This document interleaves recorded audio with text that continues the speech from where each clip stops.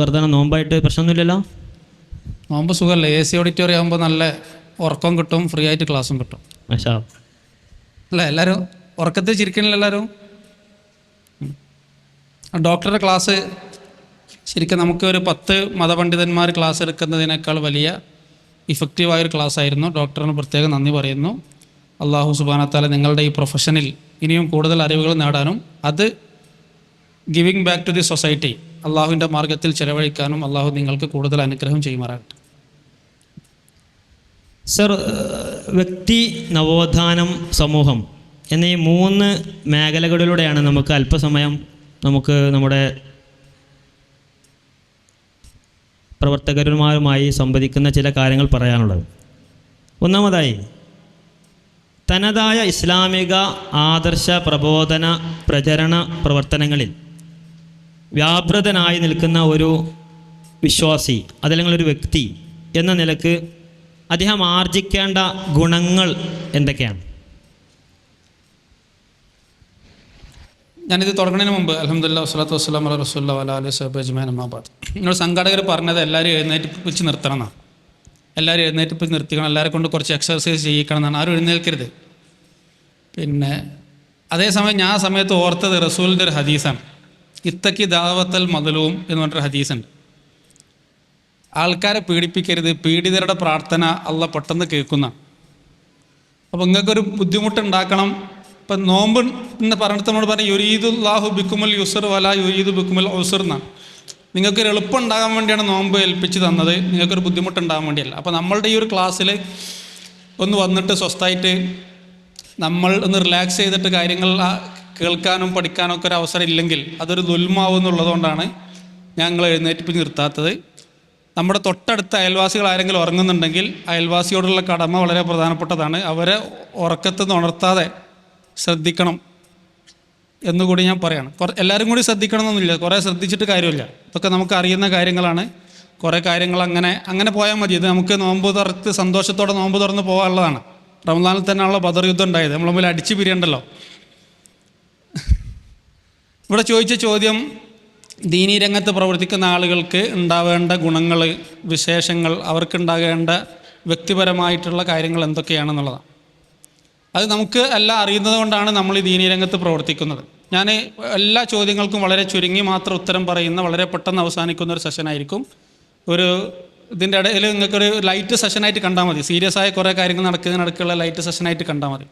അള്ളാഹു സുബ്ഹാനഹു വ തആല നമ്മളോട് പറഞ്ഞിട്ടുള്ളത് ഈ ദീനിൻ്റെ പ്രവർത്തനത്തിന് വേണ്ടി അള്ളാഹു തആല നമ്മളെ ഏൽപ്പിച്ചു എന്നുള്ളതാണ്. ഹുവ ജിത്തബാക്കും മില്ലത്ത് അബീക്കും ഇബ്രാഹിം നബിയുടെ ആ പാതയിൽ, ആ ആദർശ രംഗത്ത് മുന്നോട്ട് പോകാനുള്ള ഉത്തരവാദിത്വം അള്ളാഹു നമ്മളെ ഏൽപ്പിച്ചിട്ടുണ്ട്. ഈ ഏൽപ്പിച്ച ഉത്തരവാദിത്വത്തിൽ നമുക്ക് എന്തൊക്കെ ഗുണങ്ങളുണ്ടാവണം? നമ്മൾ സമൂഹത്തിൽ, ഏറ്റവും ചുരുക്കി ഞാൻ പറഞ്ഞാൽ, സമൂഹത്തിന് ഒരു റോൾ മോഡലാവാൻ കഴിയണം, സമൂഹത്തിന് മാതൃകയായി നടക്കാൻ കഴിയണം. മുത്തഖീന ഇമാം എന്നാണ് നമ്മൾ പ്രാർത്ഥിക്കാറുള്ളത്. വജ്അൽനാ ലിൽ മുത്തഖീന ഇമാമ. തഖ്വയുള്ള, റബ്ബിനെ പേടിയുള്ള ആളുകളുടെ ഇമാമാവണം. ഇമാം എന്ന് പറഞ്ഞാൽ അമാമാണ്, മുന്നിൽ നിൽക്കുന്ന ആളാണ്.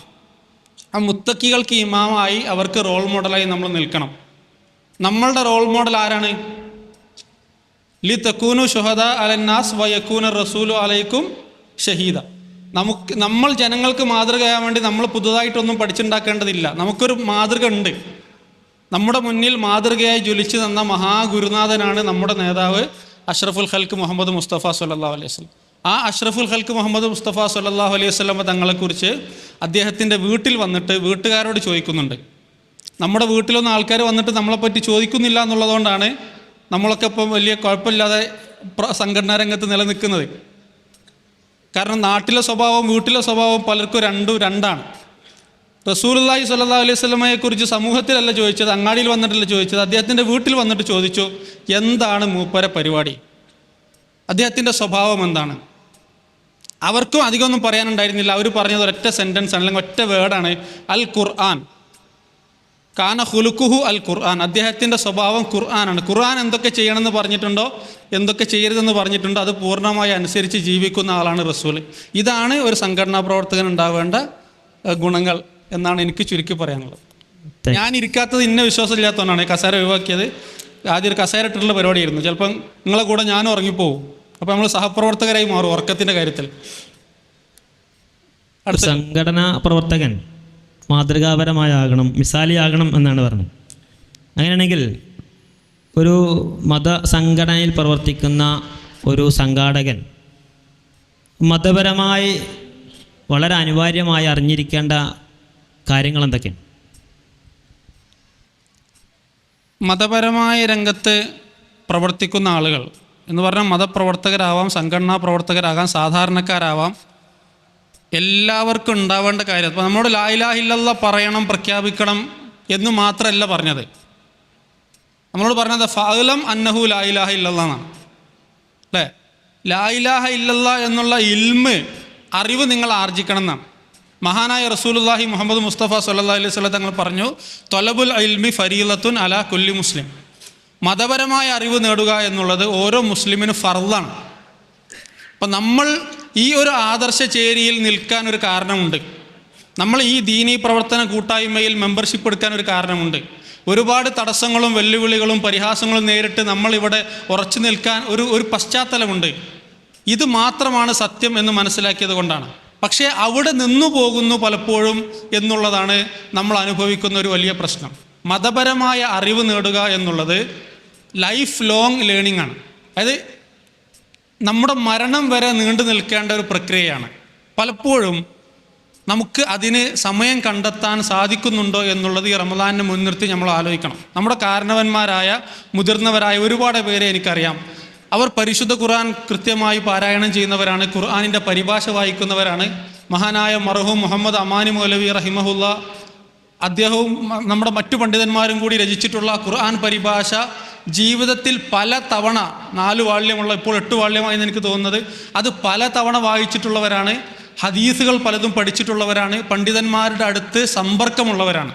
നമ്മുടെ മിമ്പറുകൾ, നമ്മുടെ ഖുർആൻ ക്ലാസ്സുകൾ, QHLS പരിപാടികളൊക്കെ ദീൻ പഠിക്കാനുള്ള സംരംഭങ്ങളാണ്. ഇത് കൃത്യമായി അറ്റൻഡ് ചെയ്യുക എന്ന ഒരു നിർബന്ധ ബുദ്ധി നമുക്കുണ്ടാവണം. നമ്മളിങ്ങനെ പരിപാടികൾ സംഘടിപ്പിച്ചും പരിപാടികൾ നടത്തി മറ്റുള്ളവരെ നന്നാക്കാൻ വേണ്ടി നടക്കുകയും അവസാനം നമ്മൾ നശിച്ചു പോവുകയും ചെയ്യുന്നൊരവസ്ഥ ഉണ്ടാവരുത്. നമ്മൾ ഖുർആൻ തന്നെ പറയുന്നുണ്ട്, അൻതും തത്ലൂനൽ കിതാബ്, നിങ്ങളിങ്ങനെ ഖുർആൻ ഓതുകയും നിങ്ങളെ മറന്നു പോവുകയും ചെയ്തു. വതൻസൗന അൻഫുസക്കും എന്ന് പറഞ്ഞ ആയത്തതാ, വതൻസൗന അൻഫുസക്കും, നിങ്ങളെ മറക്കുകയും മറ്റുള്ളവരെ നിങ്ങൾ പഠിപ്പിക്കുകയും ചെയ്യുക എന്ന് പറയുന്നൊരു തലമുണ്ട്. എല്ലാവരും അങ്ങനെയാണെന്നല്ല ഞാൻ പറയുന്നത്. ഏതെങ്കിലും ഒരു ചെറിയ ശതമാനം ആളുകളെങ്കിലും മതപരമായ പഠനം അത് മറ്റുള്ളവരുടെ ബാധ്യതയാണ്, എൻ്റെ ബാധ്യത എന്ന് മനസ്സിലാക്കിയിട്ടില്ലെങ്കിൽ നിർബന്ധമായി അത് നമ്മൾ മുന്നോട്ട് വരണം. നമ്മുടെ ആദർശം തൗഹീദ്, അത് ഏറ്റവും പ്രധാനമായിട്ട് പഠിക്കണം. മലയാള ഭാഷയിൽ നമുക്കത് പഠിക്കാനുള്ള അവസരങ്ങളുണ്ട്. ഇപ്പോൾ മഹാനായ പി അബ്ദുൽ ഖാദർ മൗലവി എഴുതിയിട്ടുള്ള അത്തൗഹീദ് എന്ന് പറയുന്ന പുസ്തകം, ഇബാദത്ത് ഇതാഅത്ത് എന്ന് പറയുന്ന KP മുഹമ്മദ് മൗലവിയുടെ പുസ്തകം, തക്ലീദ് ഒരു പഠനം എന്ന പുസ്തകം, തൗഹീദും ഷിർക്കും സുന്നത്തും ബിദ്അത്തുമായി ബന്ധപ്പെട്ട് നമ്മളുടെയൊക്കെ ജില്ലയിൽ ജീവിച്ചു മരിച്ച മഹാനായ കുഞ്ഞീദ് മൗലവി എഴുതിയിട്ടുള്ള വളരെ ലളിതമായ പുസ്തകങ്ങൾ, ഇതൊക്കെ ഒരു സംഘടനാ പ്രവർത്തകൻ്റെ ലൈബ്രറിയായി നിർബന്ധമായി ഉണ്ടാവുകയും അത് നമ്മളെ മക്കളെ പഠിപ്പിക്കുകയും വേണം. ഒടുവിലായിട്ട് എനിക്ക് പറയാനുള്ളത്, പരിശുദ്ധ ഖുർആൻ ഇറങ്ങിയ അറബി ഭാഷ, അത് അറബി പഠിക്കുക എന്നുള്ളത് നമ്മുടെ ഒന്നും ഒരു കൺസേൺ അല്ലാത്തൊരു കാലത്താണ് നമ്മൾ ജീവിക്കുന്നത്. അത് ഇനി വയസ്സാം കാലത്ത് നമ്മൾ എങ്ങനെ പഠിക്കും എന്ന് ചിന്തിക്കുന്ന ആൾക്കാരുണ്ട്. നമുക്ക് പുതിയ ഡിവൈസുകളും ടെക്നോളജികളും പുതിയ സംവിധാനങ്ങളും ഗാഡ്ജറ്റുകളും ഫോണും ഒക്കെ ഇറങ്ങിയപ്പോൾ അതെല്ലാം നമ്മൾ പഠിച്ചിട്ടുണ്ട്. വാട്സപ്പിൽ ഇരിക്കുന്ന ആളുകൾ ആണ് ഇന്ന് നമ്മുടെ നാട്ടിലെ ഭൂരിഭാഗം ആളുകളും. വാട്സപ്പ് കത്തം തീർക്കലാണ് കാര്യമായിട്ട് ഇപ്പോൾ നടക്കുന്ന പരിപാടി. വാട്സപ്പും ഫേസ്ബുക്കാണ് ഇപ്പം. ഈ കിതാബിൽ വിശ്വസിക്കുക എന്ന് പറഞ്ഞാൽ, അത് കിതാബ് എന്ന് പറഞ്ഞാൽ ബുക്കാണല്ലോ, ഫേസ്ബുക്ക് എന്ന് പറഞ്ഞാൽ അതൊരു കിതാബാണല്ലോ.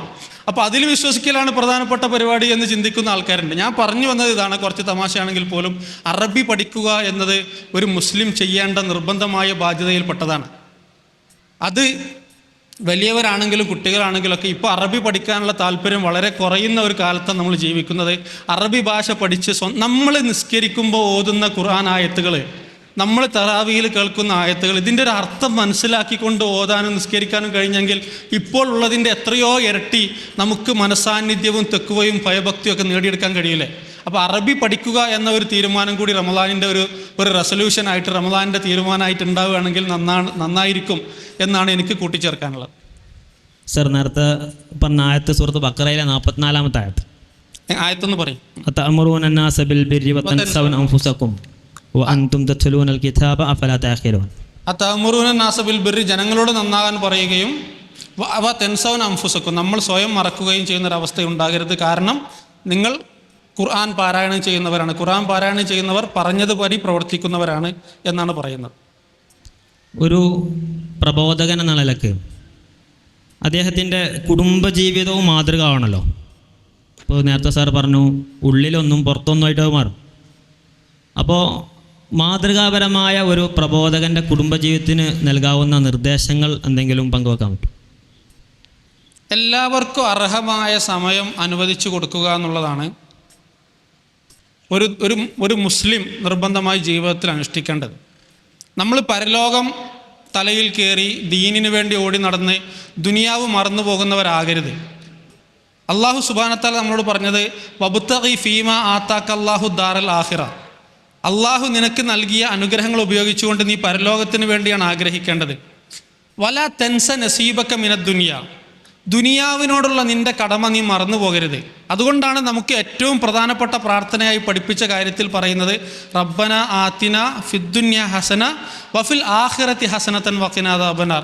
പരലോകത്ത് മാത്രമല്ല ദുനിയാവിൽ മാത്രമല്ല പരലോകത്ത്, രണ്ടിടത്തും ഞങ്ങൾക്ക് ഏറ്റവും നല്ലത് തരണമേ എന്നാണ്. അപ്പോൾ നോമ്പ് മാത്രം എടുത്ത് നടക്കുന്ന ആളുകളോട് നിങ്ങൾ നോമ്പും അതിൽ ഗ്യാപ്പ് വേണം. നിസ്കാരം മാത്രം ചെയ്യുന്ന ആൾക്കാരോട് നിങ്ങൾ ഉറങ്ങണം, നിങ്ങളുടെ വീട്ടുകാരോടുള്ള കടമ നിർവഹിക്കണം, നിങ്ങളുടെ ശരീരത്തോട് നിങ്ങൾക്ക് കടമയുണ്ട്. നേരത്തെ ഡോക്ടർ അതാണ് സംസാരിച്ചത്. നിങ്ങളുടെ ഭാര്യമാരോട് ഭർത്താക്കന്മാരോട് നിങ്ങൾ കടമയുണ്ട്, നിങ്ങളുടെ മക്കളോട് കടമയുണ്ട്. നമ്മൾ മക്കളിങ്ങനെ വഴിതെറ്റിപ്പോകുന്നതിനെക്കുറിച്ച്, നമ്മുടെ മക്കൾ ചെയ്യുന്ന വലിയ വലിയ ക്രൂരതകളെക്കുറിച്ചൊക്കെ നമ്മളിങ്ങനെ ഇന്ന് വല്ലാതെ വേവലാതിപ്പെടുന്ന ആളുകളാണ്.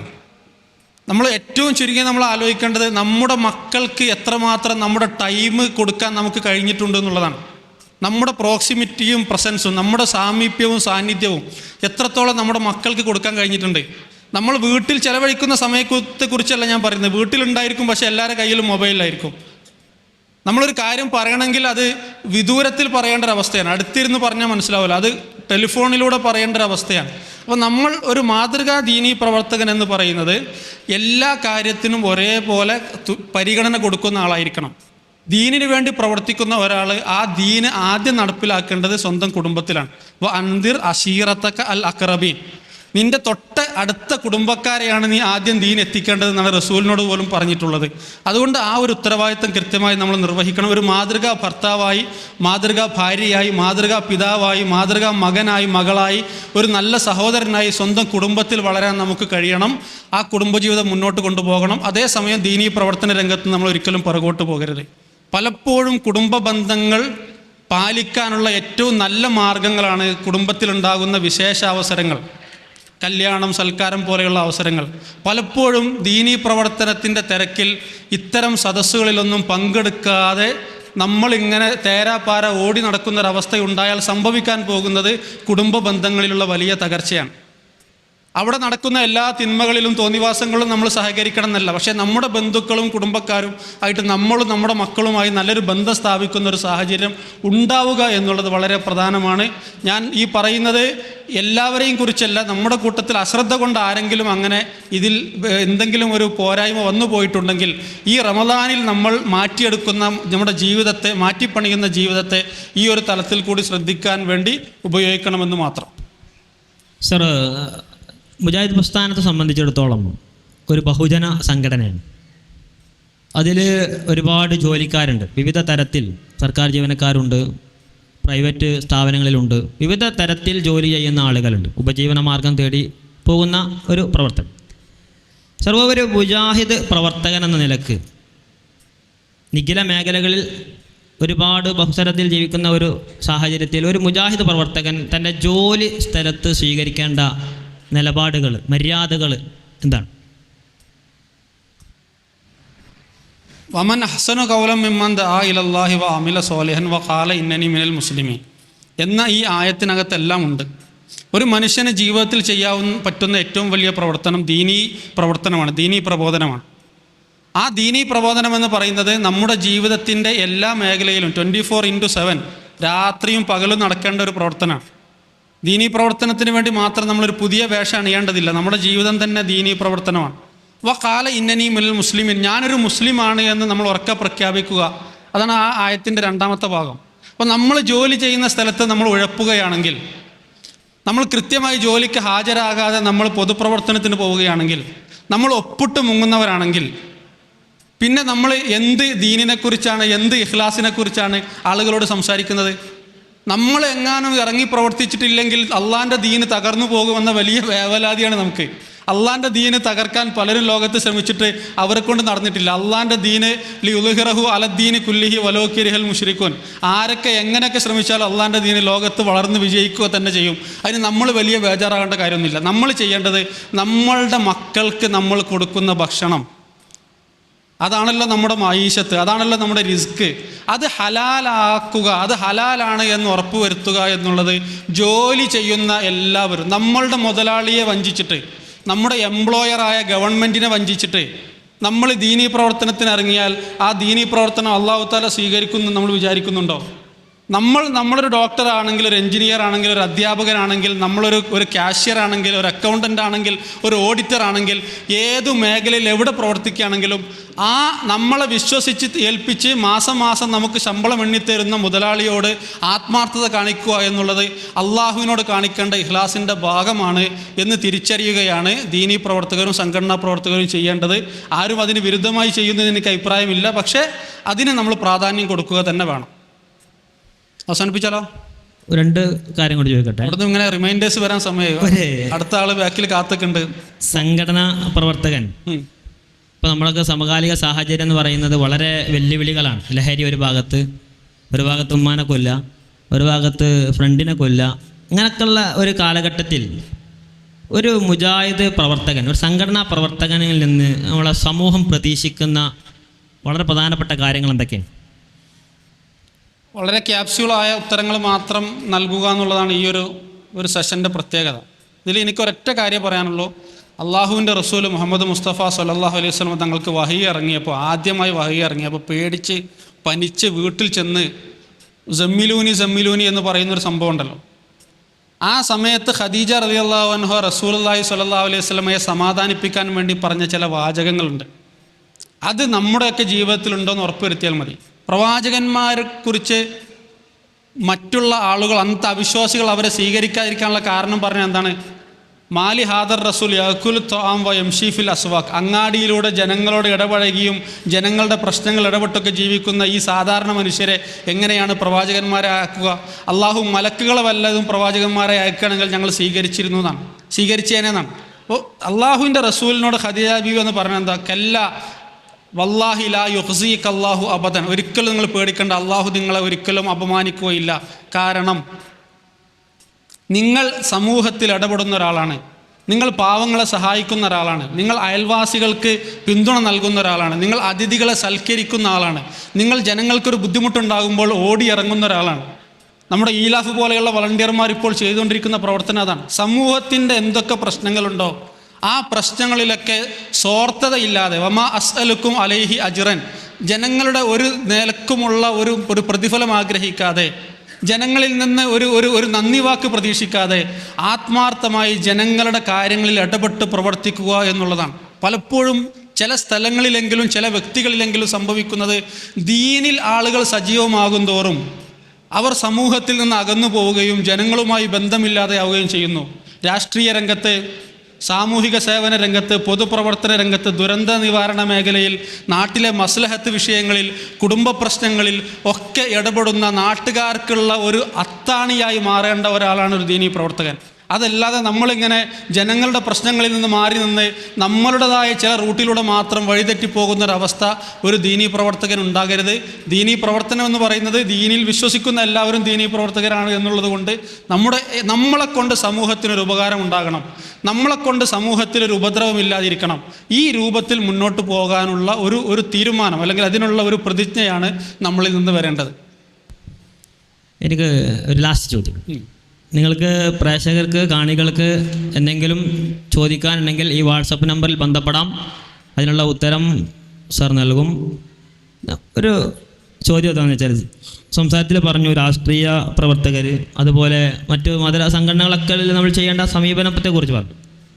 ഒരു മുജാഹിദ് പ്രവർത്തകൻ എന്ന നിലക്ക് ഇന്നിപ്പോൾ കേരളത്തിൽ തന്നെ ഒരുപാട് രാഷ്ട്രീയ പാർട്ടികളുണ്ട്. വിവിധ സിദ്ധാന്തങ്ങളും നയങ്ങളും വിശ്വാസങ്ങളും ഒക്കെ ഉള്ള ഒരുപാട് രാഷ്ട്രീയ പാർട്ടികളുണ്ട്. ഈ രാഷ്ട്രീയ പാർട്ടികളാകട്ടെ അല്ലെങ്കിൽ മറ്റു മത സംഘടനകരാകട്ടെ, ഇവരോടൊക്കെ ഒരു സംഘടനാ പ്രവർത്തകൻ എന്ന നിലക്ക്, ഒരു മുജാഹിദ് പ്രവർത്തകൻ എന്ന നിലക്ക് നമ്മൾ സ്വീകരിക്കേണ്ട ഒരു സമീപനം എങ്ങനെയാണ്? അള്ളാഹുവിൻ്റെ റസൂല് മുഹമ്മദ് മുസ്തഫ സല്ലല്ലാഹു അലൈഹി വസല്ലം തങ്ങൾ ദീനീ പ്രവർത്തനവുമായി ഇറങ്ങുന്നത് എങ്ങോട്ടാണ് എന്ന് നമ്മൾ ചരിത്രത്തിൽ പഠിച്ചിട്ടുണ്ടല്ലോ. റസൂല് നേരെ പള്ളിയിലേക്ക് ഓടിപ്പോയി അവിടെയുള്ള ആളുകളെല്ലാം കൂടി പള്ളിയിലേക്ക് വിളിച്ച് അവരോട് സംസാരിക്കാൻ നോക്കുകയല്ല ചെയ്തത്. റസൂല് ചെയ്തത് ജനങ്ങൾ ഏറ്റവും അധികം സമ്മേളിക്കുന്ന സ്ഥലം, അവിടുത്തെ എന്താ പറയുക, ഇപ്പോഴത്തെ ഭാഷയെ പറഞ്ഞാൽ അവിടുത്തെ ഒരു ഷോപ്പിംഗ് മോൾ എന്ന് പറയുന്ന ഉക്കാല് പോലെയുള്ള ചന്തയിലേക്ക് റസൂൽ, മാർക്കറ്റിലേക്കാണ് പോയത്. എന്നിട്ട് അവിടെ എന്തെല്ലാം തോന്നിവാസങ്ങളുണ്ടാവും. ഇപ്പോൾ നമ്മൾ പൊതുരംഗത്ത് പ്രവർത്തിക്കുമ്പോൾ പലപ്പോഴും തടസ്സമായി പറയുന്നത് അതിനകത്തുള്ള തോന്നിവാസങ്ങളാണ്.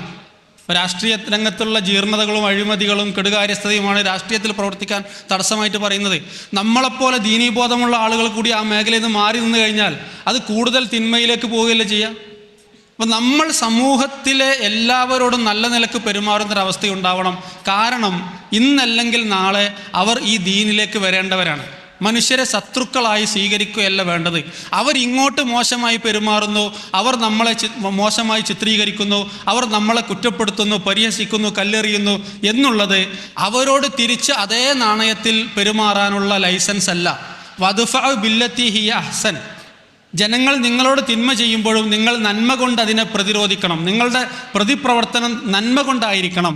അങ്ങനെ നിങ്ങൾ പെരുമാറാൻ തീരുമാനിച്ചാൽ ഫൈദല്ലദീ ബൈനക വ ബൈനഹു അദാവത്തുൻ, നിങ്ങൾക്കിടയിൽ ആർക്കെങ്കിലും ശത്രുതയുണ്ടെങ്കിൽ ഫകഅന്നഹു വലിയുൻ ഹമീം, അവൻ നിന്റെ ആദർശം സ്വീകരിച്ച് നിന്റെ ദീനിലേക്ക് കടന്നു വന്ന് നിന്റെ ഏറ്റവും അടുത്ത സുഹൃത്തായി മാറും.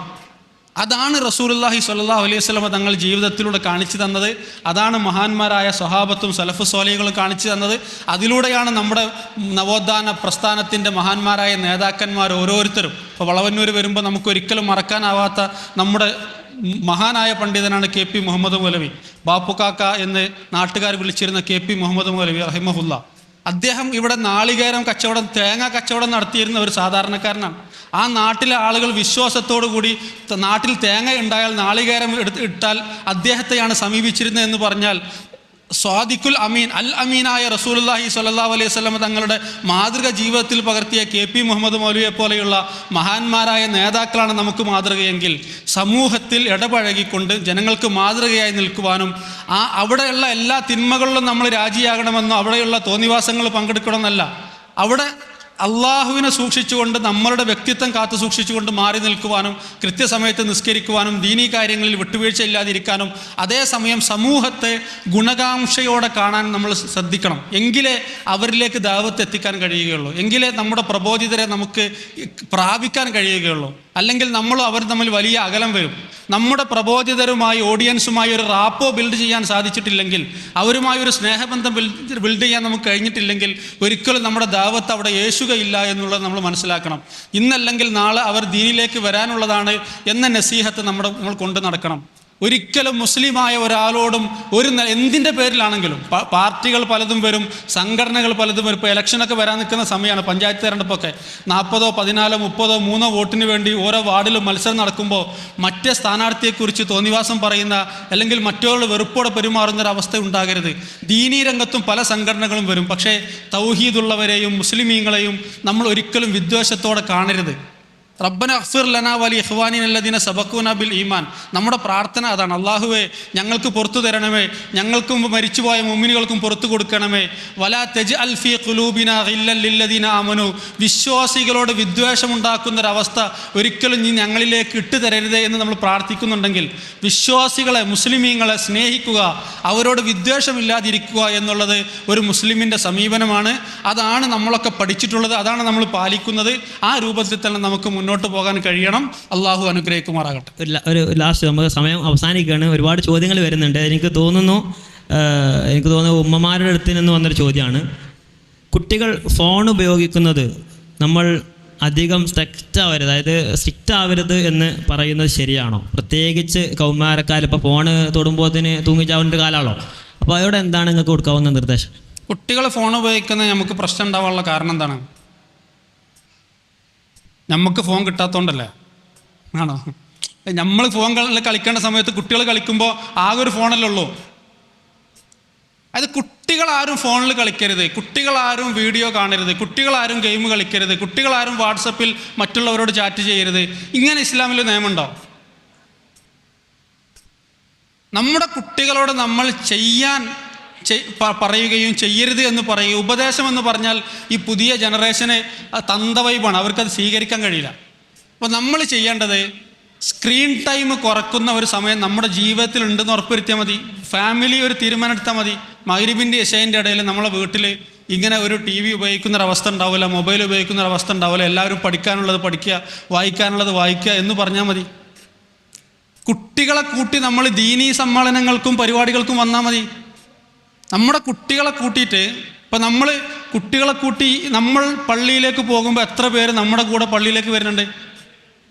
ഇപ്പം ഇവിടെ ഇരിക്കുന്ന പല കാരണവന്മാരും മരണപ്പെട്ടു പോയാൽ നമ്മളെ പള്ളികളൊക്കെ സ്ഥാപനങ്ങളൊക്കെ ചിലപ്പോൾ വല്ല, ഞാൻ പറഞ്ഞാൽ ചിലപ്പോൾ പൊളിറ്റിക്കലി ഇൻകറക്റ്റായി പോകും, വല്ല ബംഗാളികൾക്ക് ഏൽപ്പിച്ചു കൊടുക്കേണ്ട അവസ്ഥ വരും. കാരണം നമ്മുടെ മക്കളും പേരക്കുട്ടികളൊന്നും ആ വഴിക്ക് വരുന്നില്ല. അവർ ആ സമയത്ത് മൊബൈലിൽ കളിക്കുകയാണ്.